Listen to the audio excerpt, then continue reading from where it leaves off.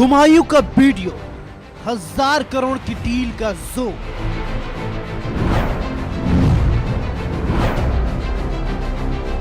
AIMIM ने गठबंधन तोड़ा, सियासत में मचा शोर।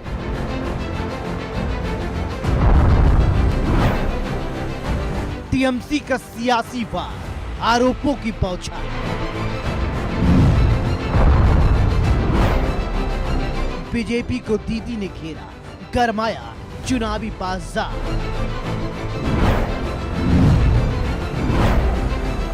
बंगाल का स्टिंग ऑपरेशन।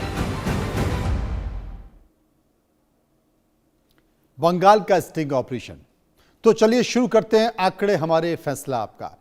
टीएमसी से बाहर होने के बाद अपनी अलग राजनीतिक राह चुनने वाले हुमायूं कबीर ने न सिर्फ एक नई पार्टी बनाई बल्कि असुद्दीन ओवैसी के साथ मिलकर बंगाल के चुनाव में अपने खुद के कैंडिडेट भी खड़े किए और इस पूरी चुनावी लड़ाई को उन्होंने त्रिकोणीय बना दिया। इस गठबंधन को मुस्लिम वोटों के एक बड़े हिस्से पर असर डालने और सीधे तौर पर ममता बनर्जी के राजनीतिक आधार को चुनौती देने के रूप में देखा जा रहा था। लेकिन अब तस्वीर बदल चुकी है। एक कथित वायरल वीडियो सामने आने के बाद जिसमें हुमायूं कबीर के बारे में गंभीर राजनीतिक आरोप लगाए जा रहे हैं, इस पूरे गठबंधन पर ही सवाल उठने लगे। इसके बाद जो सबसे बड़ा राजनीतिक फैसला सामने आया है वो फैसला यह है कि एआईएमआईएम के नेता असुद्दीन ओवैसी ने तुरंत प्रभाव से, तत्काल प्रभाव से हुमायूं कबीर के साथ गठबंधन खत्म करने का ऐलान कर दिया है। पूरे घटनाक्रम ने बंगाल के चुनावी गणित को एक बार फिर पूरी तरह से बदल दिया है। जहां एक तरफ मुस्लिम वोटों के बंटवारे को लेकर सियासी रणनीति बनाई जा रही थी, वहीं अब यह माना जा रहा है कि वोटों का एक हिस्सा फिर से उसी दिशा में शिफ्ट हो सकता है, यानी कि टीएमसी की तरफ शिफ्ट हो सकता है। अब बड़ा सवाल क्या है? बड़ा सवाल यही है कि क्या इस विवाद ने, या यूं कहे कि हुमायूं कबीर के कथित स्टिंग ऑपरेशन ने बंगाल की चुनावी लड़ाई को टीएमसी के पक्ष में और मजबूत कर दिया है? क्या विपक्ष की रणनीति को बड़ा झटका लगा है? और क्या आने वाले दिनों में यह पूरा मामला चुनाव के नतीजों की दिशा बदल देगा? हम ये इसलिए कह रहे हैं क्योंकि जैसे ही यह स्टिंग ऑपरेशन सामने आया, हुमायूं कबीर का कथित स्टिंग ऑपरेशन सामने आया, एआईएमआईएम के नेता असुद्दीन ओवैसी ने तत्काल प्रभाव से गठबंधन तोड़ दिया हुमायूं कबीर के साथ। बंगाल में बवाल मचा हुआ है, सियासी घमासान मचा हुआ है। चुनाव के पहले यूं कह सकते हैं कि बंगाल में खेला हो गया। हुमायूं कबीर पर सौदेबाजी करने का इल्जाम लगा है। अब यह सच है, यह साजिश है, यह तो एजेंसी तय करे। सबसे पहले आपको दो बयान सुनवाते हैं और उसके बाद फिर आगे की चर्चा करते हैं। 19 दिसंबर का बात, मेरा फ्लैट है बहरमपुर में, उनके बैठे बात कर रहा। मैं कभी वो फ्लैट में रात्रिवास नहीं किया। मैं दिन में 10 बजे जा रही तो 4 बजे फिर मेरा असली घर वहाँ पर जा रही, 30 किलोमीटर। तो 8 बजे रात 8 बजे के बाद वो वीडियो बना के मेरा खिलाफ 8 अप्रैल एक ही यूट्यूबर चैनल ओदी उसी दिन ओपन हुआ और वो फर्स्ट एक वीडियो मेरे के लिए खास के लिए किया। इतना सारे आपको पत्रकार है, इतना सारा इलेक्ट्रॉनिक्स मीडिया है, कोई नहीं, कोई पता नहीं मिला। ये खास कर इनका जवाब मैं हाईकोर्ट में आज ही जाके शाम हाईकोर्ट में इनको खिलाफ मैं केस डालूंगी। इनको जवाब जुडिशियल से मिलेगी। आप ममता जी की क्षमताओं से अनजान हो। ममता जी ऐसे 2000 वीडियो बना सकती है। हुमायूं कबीर और Bharatiya Janata party south pole north pole है, कभी हमारा मेल नहीं खा सकता। हम बाबरी मस्जिद बंगाल में बनाने के वाले के साथ बैठने से और 20 साल हम ऑपोजिशन में बैठना पसंद करेंगे। तो दोनों बयान आपने सुन लिए और इन बयानों की जो तासीर है, उसकी जो गर्मी है, उसका जो तापमान है, उसका अंदाज भी आप लगा सकते हैं। तो सबसे पहले बात कर लेते हैं कि बंगाल में बाबरी मस्जिद से चर्चा में आए हुमायूं कबीर की। जिनका एक स्टिंग, कथित स्टिंग ऑपरेशन वायरल हो रहा है। आखिर उस स्टिंग ऑपरेशन में है क्या? मैं आपको बताता हूं कि उस स्टिंग ऑपरेशन में क्या है। टीएमसी ने यह स्टिंग ऑपरेशन या ये वीडियो, कथित वीडियो जारी किया है। वीडियो में क्या हुआ है? वीडियो में हुमायूं कबीर बातचीत करते हुए दिख रहे हैं। उसमें वो 1000 करोड़ रुपए की डील सामने आने की बात कर रहे हैं। मुस्लिम वोटों को प्रभावित करने की चर्चा का उसमें दावा किया जा रहा है और बाबरी मस्जिद को लेकर भी इसमें बयान दिया गया है। मुस्लिम समाज पर उन्होंने विवादित टिप्पणी भी की है। टीएमसी ने बीजेपी से मिली भगत का यह आरोप लगा दिया है हुमायूं कबीर पर, और हुमायूं कबीर ने ये जो वीडियो आया है इस वीडियो को फर्जी बता दिया है और हुमायूं कबीर कह रहे हैं कि इस वीडियो को लेकर मैं कोर्ट जा रहा हूं, अदालत जा रहा हूं। अब हुआ क्या? जब यह स्टिंग ऑपरेशन सामने आया, इसमें हुमायूं कबीर 1000 करोड़ रुपए लेने की बात कर रहे थे। वो ये कह रहे थे कि बीजेपी के नेता मुझे 1000 करोड़ रुपए की देने की बात कर रहे हैं, और उसके बाद उन्होंने कहा कि मुस्लिम तो भोले वाले हैं, मैं जहां कहूंगा वो वोट दे दूंगा। इस तरह की बातें स्टिंग ऑपरेशन में करने का जिक्र किया जा रहा है। लेकिन हुआ क्या?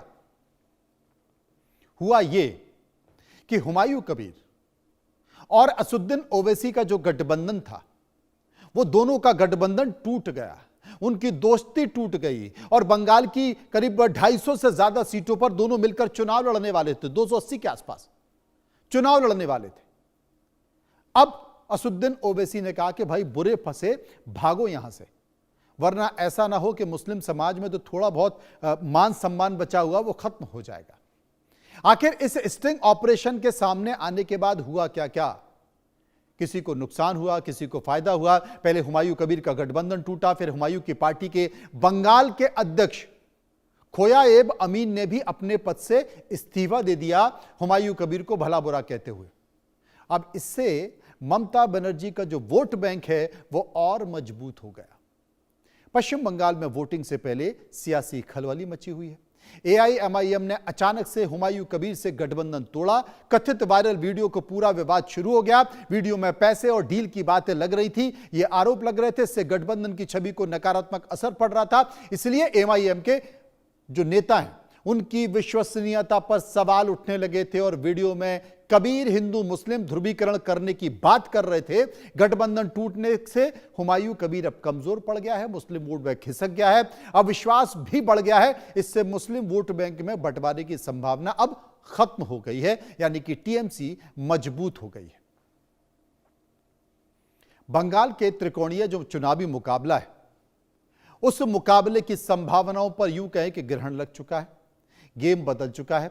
मुर्शिदाबाद और मालदा, जहां पर हुमायूं कबीर का अपना एक रसूख था, पकड़ थी, सालों से वहां पर वो चुनाव लड़ रहा था। इस स्टिंग ऑपरेशन के बाद, ओवैसी के साथ छोड़ने के बाद, सौदागर की छवि का आरोप लगने के बाद अब हुमायूं की ताकत खत्म हो गई। अल्पसंख्यक राजनीति का बड़ा चेहरा हुमायूं कबीर, बंगाल के मुर्शिदाबाद का कद्दावर नेता, बूथ स्तर के संगठन का तजुर्बा, ग्रामीण मतदाताओं पर सीधी पकड़। हुमायूं की जो आक्रामक और निडर छवि थी, बेबाक छवि थी, इसके लिए मशहूर था। और वो बाबरी मस्जिद का मुद्दा जो खत्म हो चुका था, उस बाबरी मस्जिद के मुद्दे को जिंदा किया। मुर्शिदाबाद में बाबरी मस्जिद का शिलान्यास किया, वहां पर लाखों लोगों को इकट्ठा किया, उनसे चंदा लिया और एक बड़ा मुद्दा बनाने की कोशिश की, और वो भी टाइम फिस हो गया। अब क्या होगा?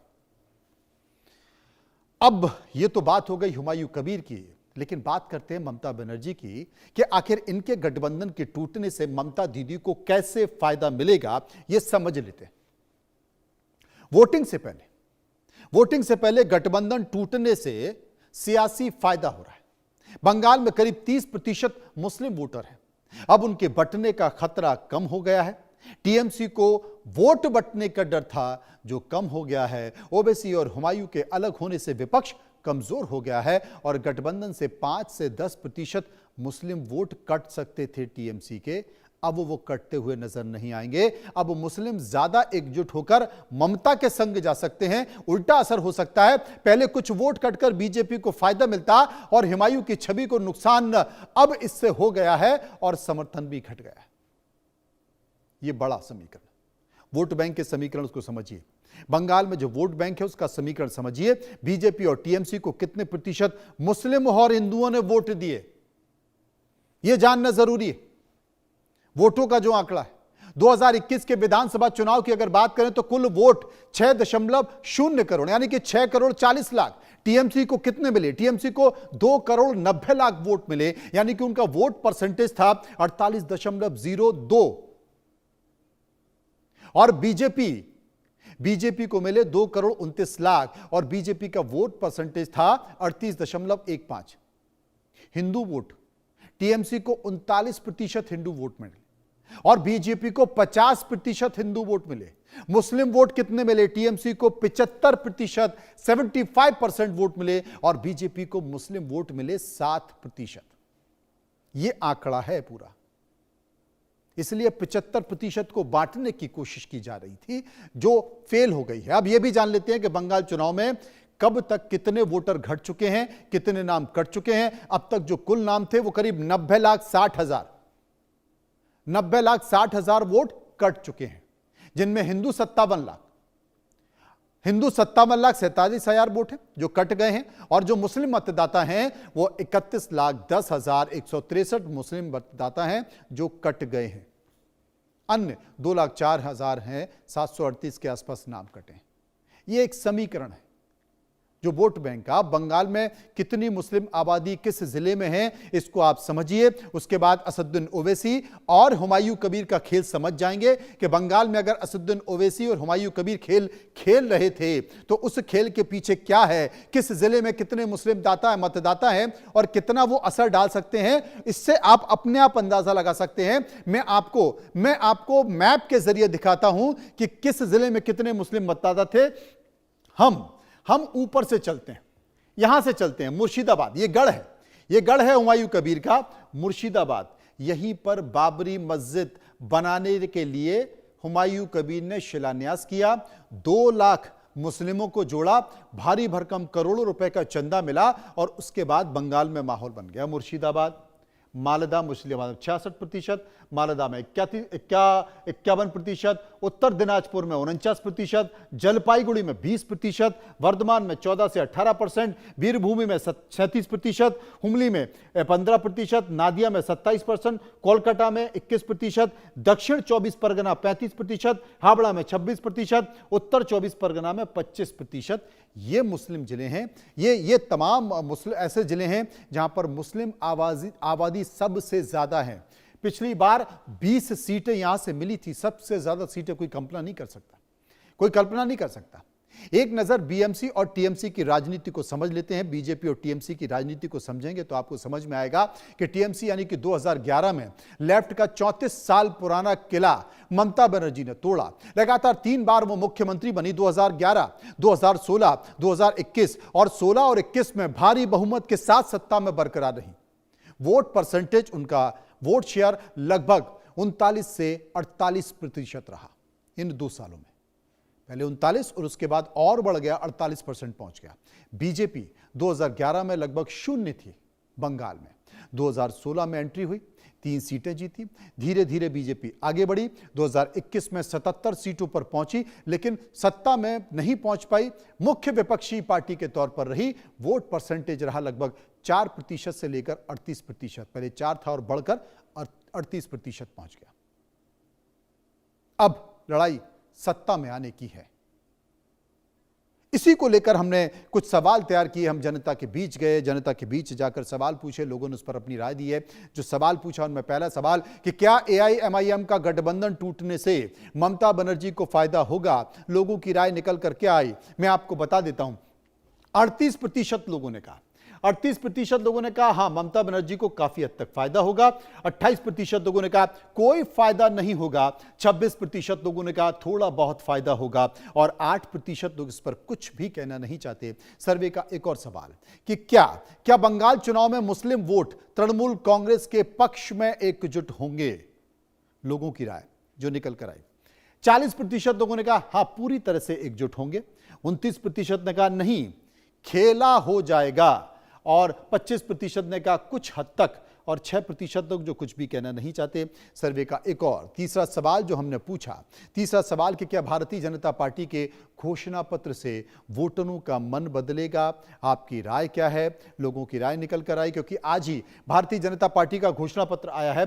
40% लोगों ने कहा हाँ काफी हद तक असर होगा, 25% ने कहा कोई असर नहीं होगा, 21% लोग कह रहे थे थोड़ा असर होगा और 8% इस पर कुछ भी कहना नहीं चाहते। सर्वे का एक और चौथा सवाल, क्या इस चुनाव में मुस्लिम वोटर भटक सकते हैं या फिर बंट सकते हैं? आपकी राय।